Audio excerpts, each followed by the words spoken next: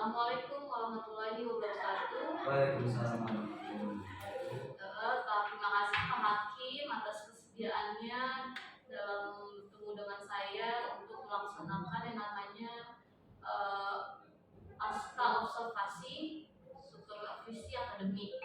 Baik Bapak, di sini saya ingin bertanya seputar yang setelah kita melakukan yang namanya observasi.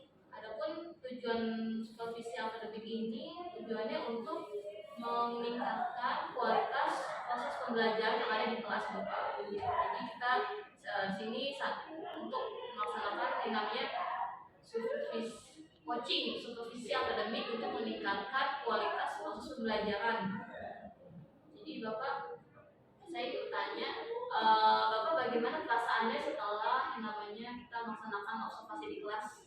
Alhamdulillah perasaannya bisa, ternyata kayak seperti ini loh, proses untuk coaching, terus proses observasinya juga, tahap awalnya dimulai dari bertanya, terus mulai penerapan ketika di lapangannya, habis itu paskatnya. Jadi menurut saya ya, saya jadi tahu struktur-strukturnya. Oh gitu ya, baik. Berarti ada penambahan ya, pemahaman tentang namanya observasi, pasca observasi itu seperti apa sih yang dilakukan untuk meningkatkan namanya kinerja kita di kelas. Lalu pertanyaan yang kedua, Bapak, apakah pelaksanaan pembelajaran Bapak ini sudah sesuai dengan rencana pelaksanaan pembelajaran atau RPP?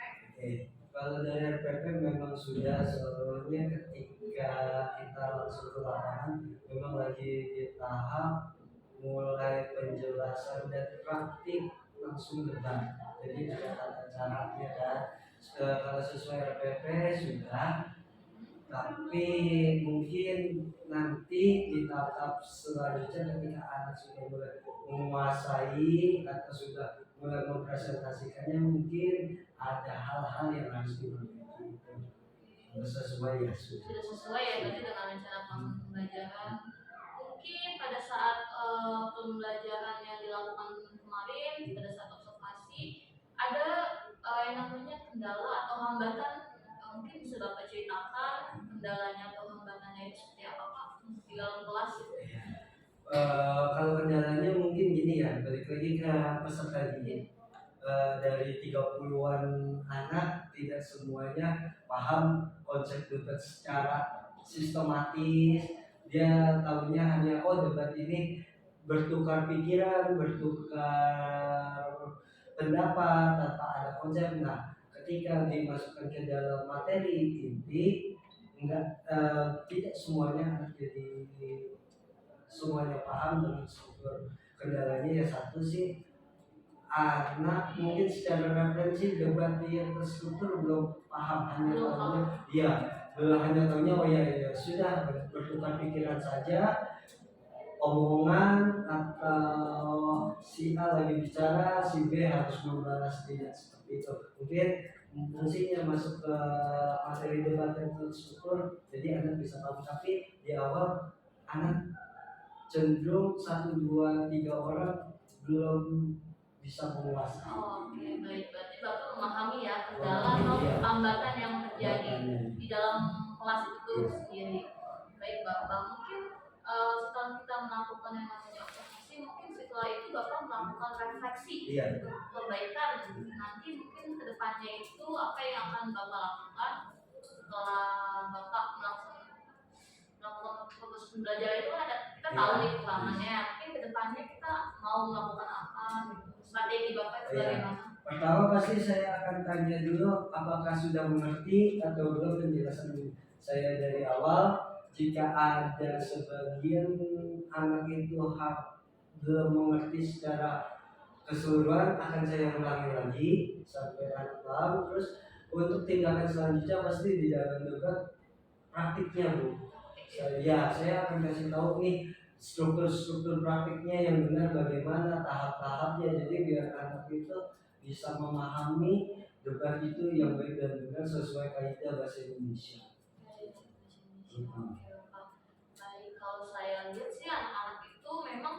sebenarnya mereka antusias ya, mungkin tapi karena kondisinya masih pagi, Iya. suasananya dingin, Iya. nah itu bagaimana Kak? Ini kalau misalnya ada yang masih mengantuk. Ya, saya akan memberitahukan, nah tolong fokus, lebih menghargai siapa yang sedang bicara. Iya. Jika nanti anak itu masih belum fokus juga, saya kasih tahu lagi sampai beberapa kali. Kalau memang udah tipikal, balik lagi ya Bu ya, tipikal anak kan beda-beda ya. Buat ditegur sekali mungkin langsung paham, ditegur 2 kali kan beda-beda. Mungkin ketika ketemu anak yang mungkin ditegur beberapa kali belum paham, ya ada penindakan, mungkin disuruh maju dulu. Oh itu berarti itu langkah Bapak ya, untuk mengambil anak yang mungkin belum belum fokus, fokus itu mungkin bagian dari strategi juga. Selain itu, adakah Bapak ini rencananya melakukan yang namanya ice breaking untuk meningkatkan fokus anak? Kalau saya ice breaking-nya mungkin di dalam debat ini memposisikan anak itu langsung ke depan. Jadikan kamu jadi tim pro, kalau dalam bahasa debat mungkin tim yang setuju sama Mosi, jadi praktik langsung kayak permainan role playing. Jadi kamu jadi tim pro, yang nanti ada 1 orang lagi jadi tim kontra, jadi bertukar peran, bermain peran. Berarti ada strategi khusus ya, ada kayak strategi tidak untuk khusus. materi debat ini Iya. ada bermain peran juga. Ada bermain peran.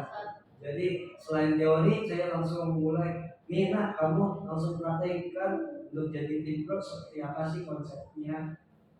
Selain itu mungkin ada lagi Bapak yang mungkin strategi apa sih supaya itu anak-anak itu tidak boring pelajaran saat debat. Mungkin kalau mereka misalnya, kalau debat itu kan kita perlu namanya pemahaman ya, Iya. pemahaman, penguasaan materi tentang mungkin bahas tentang KJP kayak kemarin itu kan harus ada pemahaman. Bagaimana Bapak meningkatkan pemahaman mereka ketika mereka itu butuh stuck di situ gitu. Oke. Kalau strategi saya, jadi anak itu harus nyari referensinya, mulai dari, kan sekarang internet udah diperbolehkan ya, pakai HP juga dicari, jadi tidak hanya dengan otak sendiri, dari berbagai sumber. Jadi strateginya kelompok belajar juga kan ini, nanya-nanya gitu loh.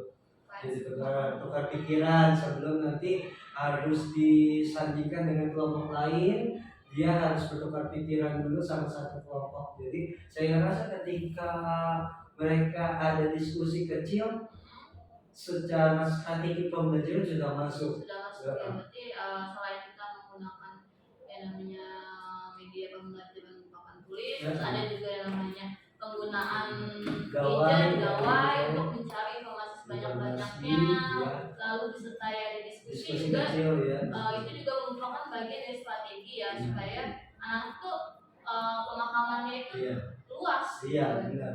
Sama mungkin kan keterlibatan peserta didik dalam suatu proyek atau produk, apalagi ini adalah proyek ya, hitungannya proyek ke debat ya. Dari awal kerangka berpikirnya anak sudah harus terlibat sebelum nanti praktiknya langsung. Baik sekali ya strategi Bapak menunjukkan pembelajaran yang berpihak pada siswa. Itu menurut saya patut untuk dilaksanakan di dalam kelas supaya pembelajaran itu lebih menarik, lebih inovatif. Hasilnya juga mereka juga akan memahami materi tentang debat itu sendiri. Lalu mungkin ada harapan atau rencana untuk kedepannya Bapak, mungkin setelah ini Bapak ingin melaksanakannya itu kapan? Kalau pelaksananya mungkin habis STS sih Bu. Iya, karena hari Senin sudah STS. Ya pelaksananya setelah STS mungkin sebelum puasa. Setelah bulan puasa ya, karena kalau ini kan bentar lagi ujian tengah semester, kita libur puasa, lalu paling pas di bulan puasa itu juga mungkin karena kan mereka lagi dan makan lapar. Mungkin ini strategi di debatnya, porsinya itu lebih diringankan. Ya misalnya tentang kaitannya kenapa sih bulan puasa harus saling menghargai. Jadi materi dibaca itu yang ada di sekitar mereka. Mungkin kalau KJP terlalu sulit ya, kan itu bicara tentang siapa pembuat kebijakannya. Kalau ini materi-materi Ada 6 hal hal-hal sederhana. yang sederhana tapi bisa dibuatkan. Baik, keren banget itu. Harapannya berarti apa nih harapan buat Iya. setelah proses pembelajaran itu? Anak bisa punya referensi yang luas terhadap kaitannya apa yang nanti mereka alami setelah lulus sekolah. Kan pasti di kehidupan masyarakat selalu ada dua sisi atau bahkan lebih dalam memandang sesuatu, kan nggak bisa pemikiran A dengan B itu harus sama, tidak. Jadi bukan mencari perbedaan, mencari jalan keluar mana yang lebih baik, menemukan solusi. Iya, keren banget ya, problem solvingnya Iya, dapat ya. dapat gitu. Ya, oke Bapak, mungkin waktu pelaksanaan setelah bulan puasa ya, pada saat bulan puasa kita setelah melaksanakan PTS. Lalu untuk komitmen sendiri Bapak apa yang akan Bapak lakukan nih setelah pada saat pembelajaran itu? Komitmennya ya ketika nanti sudah mulai ke proses debat, pastinya kan ada yang nonton ya. Yang penonton itu diwajibkan harus mendengarkan, menyimak baik-baik komitmennya. Ketika kalian melanggar komitmen itu, siap-siap ada konsekuensi yang kalian dapatkan. Berarti Bapak mengharapkan yang namanya mereka itu supaya saling ya, menghargai di dalam kelas ya, mengajak mereka untuk saling menghargai di dalam kelas. Oke, baik Bapak. Sangat bagus ya rencana untuk proses pelajaran yang selanjutnya. Saya berharap Pak Hakim tidak bosan-bosan untuk bertemu saya jika memang ada suatu kendala. Mungkin Pak Hakim ada yang mau disampaikan? Ya, mungkin yang saya sampaikan, semoga proses yang ibu sedang jalani lancar, bisa berjalan dengan baik dan mendapatkan hasil yang ibu harapkan. Terus jadi kalau untuk saya, jadi saya tahu nih proses yang benar dalam proses di dalam kelas, mulai dari perencanaan, pelaksanaan, evaluasi, refleksi, dan apapun yang termasuk ilmu baru ya. Saya doakan nanti bisa mengikuti namanya proses langsung penggerak dan pendidikan profesi guru ya, terus PPG juga. Amin amin amin. Kita tingkatkan dulu supaya pembelajaran ini lebih berpihak pada murid ya Bapak. Saya dukung proses pembelajaran yang Bapak lakukan. Saya doakan semoga berhasil strateginya. Saja mungkin Bapak ada kegiatan atau proses pembelajaran lagi setelah ini. Saya mengucapkan terima kasih sebanyak-banyaknya sudah meluangkan waktunya. Baik Bapak.